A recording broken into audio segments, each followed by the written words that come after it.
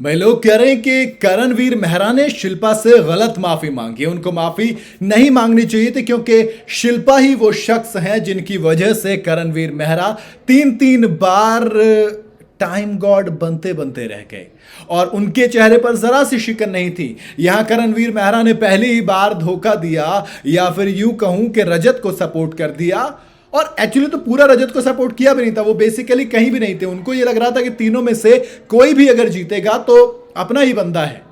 तो ऐसे में शिल्पा बड़ी नाराज नजर आई। असल में क्या था, ये जो चुगली गैंग है, आई शुड से कि विवियन वाला जो ग्रुप है, ईशा, एलिस, अविनाश, ये तीनों मिलकर बैठकर आराम से शिल्पा में चाबी भर रहे थे। अच्छा, जब करणवीर मेहरा अगर किसी में आग लगाते हैं ना, किसी को कुछ समझाते हैं, बोलते हैं, तब बोलते हैं लोग कि भाई देखो करणवीर मेहरा तो आग लगा रहा है, करणवीर मेहरा तो तिल्ली देने का काम करता है, ये लोगों को भड़काता है। अब लेकिन इन तीनों पर कोई उंगली नहीं उठाएगा कि ये तीनों शिल्पा को भड़का रही थी। हालांकि जब भड़काने के बाद शिल्पा के पास करणवीर मेहरा जाते हैं, भड़काने के वो चुमदरांग जब बोलती हैं उसके बाद जाते हैं कि तुमने धोखा दिया, ऐसे तुम पे भरोसा नहीं कर सकते, ऐसे भरोसा टूटता है, तब करणवीर मेहरा बेइंतहा इमोशनल हो जाते हैं। वो जाकर सॉरी बोलते हैं, शिल्पा मैडम से माफ़ी मांगते हैं और समझाते हैं कि मैं खुद पे मुझे शर्म आ रही है। इतनी सब कुछ बोल दिया। करणवीर मेहरा का एक बिल्कुल अलग साइड अपना उन्होंने हमें दिखाया। बट अगेन लोग इस पर ये कह रहे हैं कि जब शिल्पा ने विवियन को जिताया था तब पूरी तरह से उस जीत के हकदार करणवीर मेहरा थे। इवन रजत दलाल से लेकर हर कोई ये कह रहा था कि शिल्पा मैडम ने आखिरी मोमेंट पर अपना पत्ता खेलकर गेम खेल दिया। लोगों ने तब कहा कि शिल्पा असली सांप हैं। जो उधर वालों की अच्छी हो गई क्योंकि उधर वालों को इन्होंने टाइम गॉड बना दिया, इधर वालों की तो वैसी अच्छी क्योंकि इनके साथ ये बैठती हैं।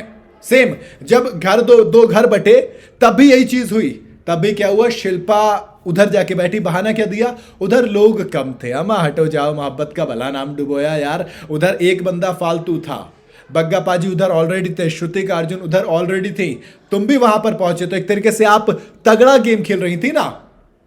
तो मैं तो क्या रहा हूं, और इसी वजह से लोग कह रहे हैं कि शिल्पा से जब भी पूछा जाता था ना कि आपने सही किया, क्या विवियन सही टाइम गॉड है, तो वो वहां पर भी सेफ खेलती थी। वो कहती थी कि मैं भी थोड़ी सी ना कंफ्यूज हूं।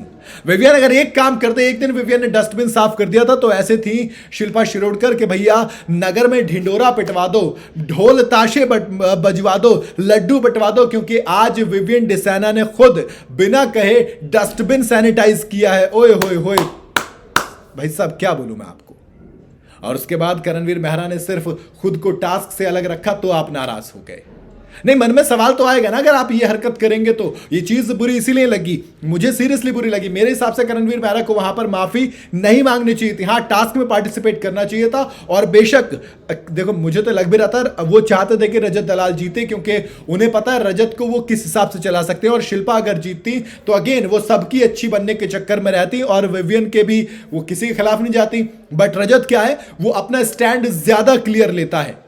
तो इसी वजह से करणवीर मेहरा शायद चाहते थे कि रजत दलाल जीते और इसीलिए अब माफी मांगी। मेरे ख्याल से वो गलत है। बाकी आपकी अपनी राय क्या, आप मुझे कमेंट बता सकते हैं। अगर आप मेरी राय से सहमत हैं तो भैया वीडियो को लाइक और शेयर कर देना, नहीं है तो कोई बात नहीं। अगर हो तो चैनल भी फॉलो कर लेना, नहीं तो उसके लिए भी कोई बात नहीं।